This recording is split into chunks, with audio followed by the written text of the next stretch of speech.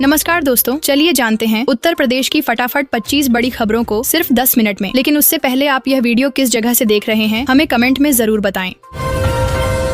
UP के किसानों के लिए खुशखबरी। यूपी में किसानों को बोरिंग के लिए 90% अनुदान। दोस्तों, उत्तर प्रदेश सरकार ने किसानों को कृषि कार्यों में सहायता देने के लिए बोरवेल्स के लिए 90% अनुदान देने की योजना शुरू की है। मुख्यमंत्री लघु सिंचाई योजना का उद्देश्य किसानों को जल संकट से निजात दिलाना और कृषि उत्पादन में वृद्धि करना है। इसके तहत किसानों को अपने खेतों में जल संकट को दूर करने के लिए बोरिंग लगाने के लिए वित्तीय सहायता दी जाएगी, जिससे वे पानी की अधिकतम उपलब्धता सुनिश्चित कर सकेंगे।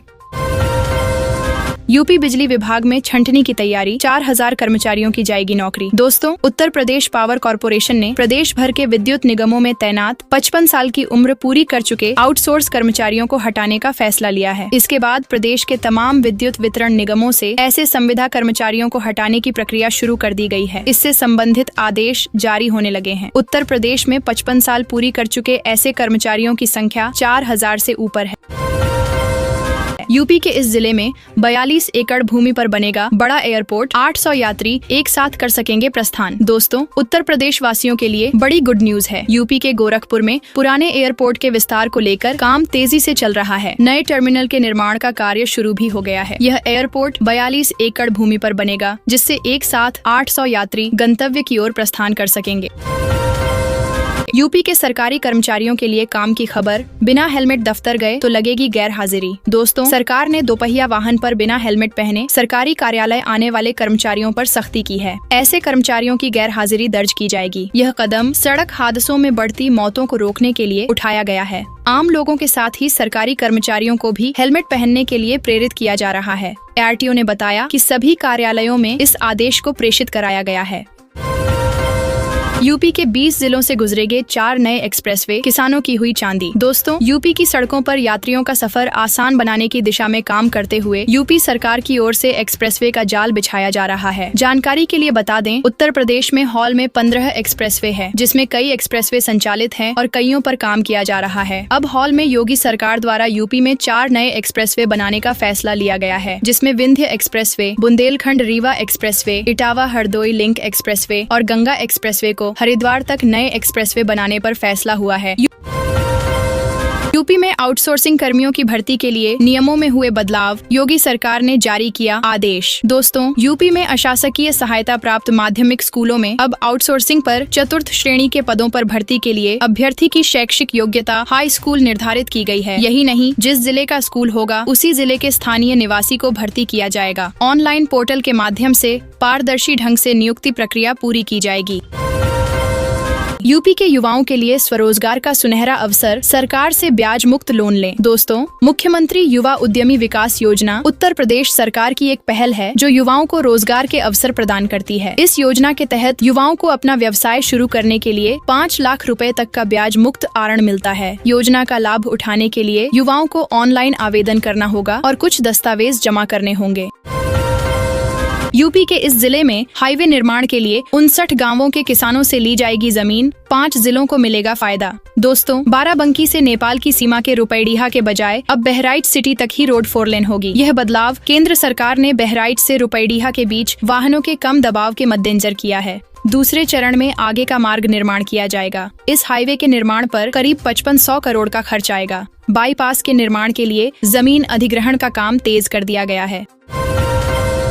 महाकुंभ की सफलता से गदगद हुए सीएम योगी, बोले 66.21 करोड़ श्रद्धालुओं ने लगाई डुबकी। दोस्तों, तीर्थराज प्रयागराज की धरती पर बीते 13 जनवरी से आयोजित हो रहे दिव्य भव्य और सांस्कृतिक समागम महाकुंभ ने बुधवार को महाशिवरात्रि के अंतिम स्नान पर्व पर 66 करोड़ का आंकड़ा पार कर इतिहास रच दिया। महाशिवरात्रि के अंतिम स्नान पर्व पर सुबह 8 बजे तक ही लाखों लोगों ने स्नान कर इस महा रिकॉर्ड को स्थापित कर इस महाकुंभ को संख्या के लिहाज से इतिहास के पन्नों में दर्ज करा दिया। यूपी में एक और फर्जी शिक्षक पकड़ा गया, 9 साल से कर रहा था नौकरी। दोस्तों, यूपी के महाराजगंज में एक और फर्जी शिक्षक पकड़ा गया है। जांच में फर्जी प्रमाण पत्र पर नौकरी करते मिलने पर बीएसए प्रदीप कुमार शर्मा ने सिसवा ब्लॉक के प्राथमिक विद्यालय बलुआ में तैनात सहायक अध्यापक ओमकार चौधरी की नियुक्ति को निरस्त कर दिया है। बर्खास्त शिक्षक 9 वर्ष से फर्जी प्रमाण पत्र पर नौकरी कर रहा था। रेलवे यात्रियों का सफर होगा मुश्किल। 12 अप्रैल से 122 ट्रेनें निरस्त। दोस्तों, पूर्वोत्तर रेलवे 12 अप्रैल से अब तक सबसे बड़ा ब्लॉक लेने जा रहा है। ये ब्लॉक 3 मई तक चलेगा। कुल 22 दिनों तक के ब्लॉक में गोरखपुर से और होकर जाने वाली रूटीन ऑफ स्पेशल मिलाकर 122 ट्रेनें निरस्त रहेंगी। इतनी ज्यादा संख्या में ट्रेनों का निरस्तीकरण NIR के इतिहास में कभी नहीं हुआ। यूपी में अगले 3 दिन बारिश, गरज चमक के साथ बरसेंगे मेघ, अलर्ट जारी। दोस्तों, यूपी में मौसम ने एक बार फिर करवट ली है। सुबह और शाम के समय हल्के कोहरे की वजह से सर्दी महसूस हो रही है। वहीं अब अगले 3 दिन बारिश का भी अलर्ट जारी किया है। हिमालयी क्षेत्र में पश्चिमी विक्षोभ सक्रिय हो गया है, जिसके चलते प्रदेश के कई हिस्सों में बारिश की संभावना है। कुछ स्थानों पर गरज चमक के साथ मेघ बरसने की भी चेतावनी जारी की गई है। प्रधानमंत्री आवास योजना में अब बनेंगे बहुमंजिला भवन, 3 किस्तों में दिया जाएगा लाभ। दोस्तों, प्रधानमंत्री आवास योजना के तहत अब बहुमंजिला भवनों का निर्माण किया जाएगा। यह निर्णय विशेष रूप से शहरी क्षेत्रों में तेजी से बढ़ती जनसंख्या और भूमि की कमी को देखते हुए लिया गया है। अब तक इस योजना के तहत मुख्य रूप से एकल मंजिला घरों का निर्माण किया जा रहा था, लेकिन नए प्रस्ताव के तहत बहुमंजिला अपार्टमेंट्स का निर्माण शुरू होगा। इसके अलावा इस योजना के तहत लाभार्थियों को 3 किस्तों में सहायता राशि दी जाएगी।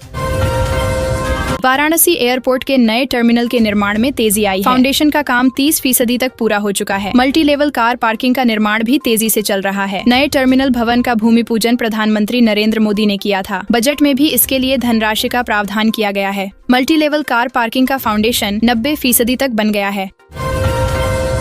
यूपी में बसाए जाएंगे 3 नए शहर, 23 जिलों में होगी जमीन अधिग्रहण। दोस्तों, उत्तर प्रदेश को विकसित करने की दिशा में काम करते हुए योगी सरकार द्वारा यूपी में काफी काम किए गए हैं, जिसके चलते देश में सबसे ज्यादा हाईवे और एक्सप्रेसवे बनाने वाले जिले में यूपी का नाम दर्ज हुआ है। ऐसे में अब योगी सरकार द्वारा यूपी में 3 नए शहर बसाए जाने की योजना पर काम किया जा रहा है, जिसके लिए यूपी के 23 जिलों के 84 गाँव की जमीन का अधिग्रहण होना है।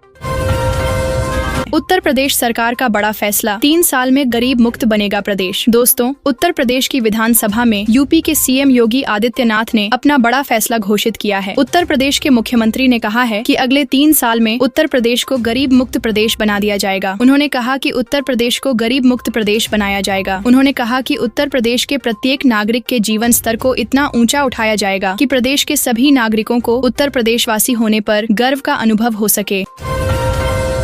फिल्म सिटी कई एक्सप्रेसवे और राजमार्गों से जुड़ेगा, सुगम होगा पहुंचना। दोस्तों, फिल्म सिटी को यमुना एक्सप्रेसवे से सीधे जोड़ने के लिए 21 किलोमीटर पर इंटरचेंज का निर्माण प्रस्तावित है। यह इंटरचेंज 480 मीटर लंबा और 11 मीटर चौड़ा होगा, जिसकी अनुमानित लागत 6 करोड़ रुपए है। इससे नोएडा, दिल्ली, गाजियाबाद, गुरुग्राम, ग्रेटर नोएडा समेत NCR और आगरा, मथुरा के लोगों के लिए फिल्म सिटी तक सीधी पहुँच संभव होगी। पहुंचने के लिए उन्हें एक्सप्रेसवे जैसा मार्ग मिलेगा, जिससे उनको सुविधा और आराम दोनों होगा।